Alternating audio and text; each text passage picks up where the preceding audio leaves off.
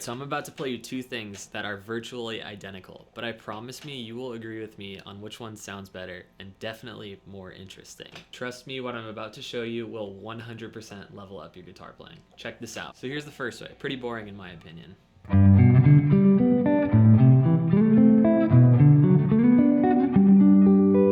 Now check this out. It's basically the same thing, but it sounds so much better.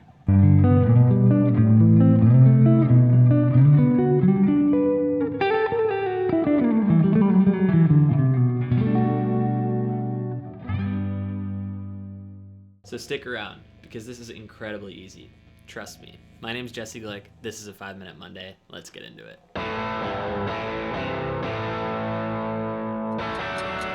If you couldn't tell by the intro, today we're talking about one of my favorite things on the guitar, spread triads. And without getting too much into the theory or making this difficult, all the spread triad is taking a note from a chord and raising it up or down an octave. So let's say I have a G major chord, this bar chord position. I'm going to take the triad of the chord, which starts with my ring finger, and play these three notes. And I'll take the middle note, which happens to be G, and I'm going to find a G that's higher up, but keep my other two fingers where they are. So instead of this, I have this. So these are both G major triads, I'm just voicing them differently. Hey, just wanted to pop in real quick and remind you that if you have been enjoying this content, the easiest thing you can do to help me out is subscribe. What he said. Also, I've been teaching a ton of lessons one-on-one privately on Zoom. If you're interested in learning from me, shoot me an email at jesseglickmusic@gmail.com. Would be happy to help you out. Anyways, let's get back to the video. So instead of going over how to find all these shapes and making you do this on your own time, I'm going to show you my 4 favorite shapes for both a major and a minor chord. So let's go back to G major. If this is our G major bar chord that we're basing everything off of, what I'm about to show you will apply to any bar chord that's in this position, whether it's major or minor.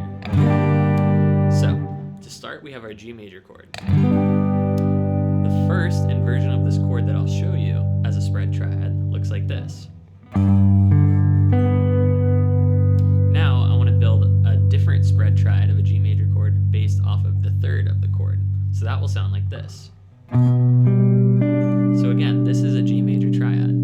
So far, if we go to our G bar chord, we can do this, or this.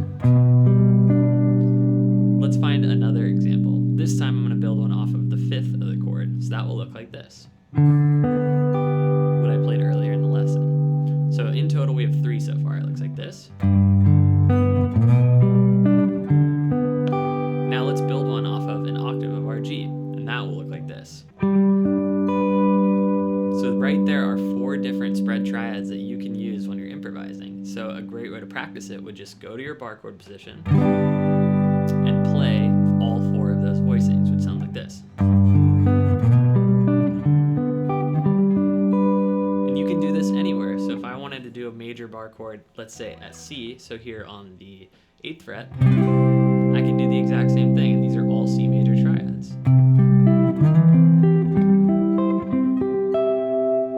So now you might be sitting there wondering, what about minor triads?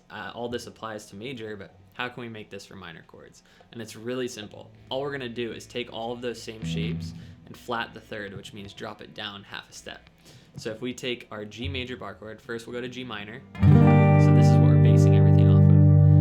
We'll go like this. So you can see the only note that changed was that note under my middle finger. So instead of major like this, we have minor. So now let's move that to the rest of the positions we just went over. That would look like this. Instead of this, we have this. And I'll show you the rest. So instead, we have.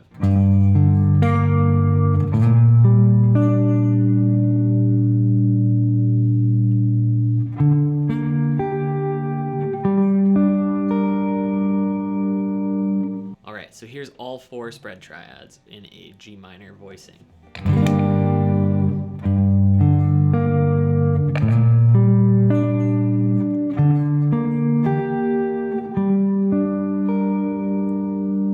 So in total we have major and minor.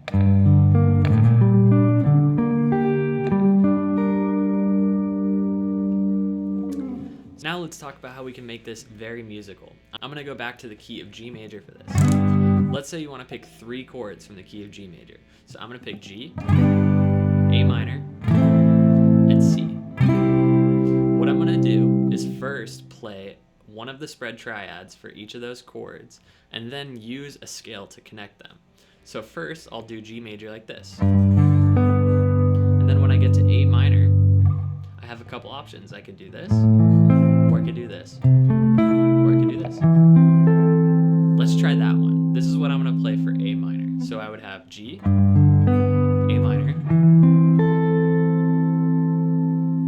and then for C, maybe I'll play this one.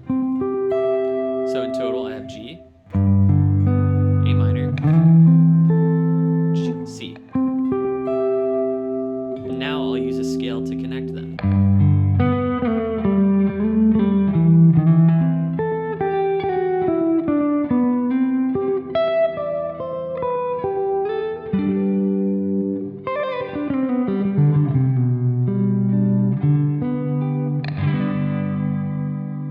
So this is just a really simple technique for you to start sounding a little bit more unique on the guitar. And it's an awesome way to start improvising with different chords and playing them differently. So instead of playing G, A minor, C, we can go G, A minor, C, or G, A minor, C.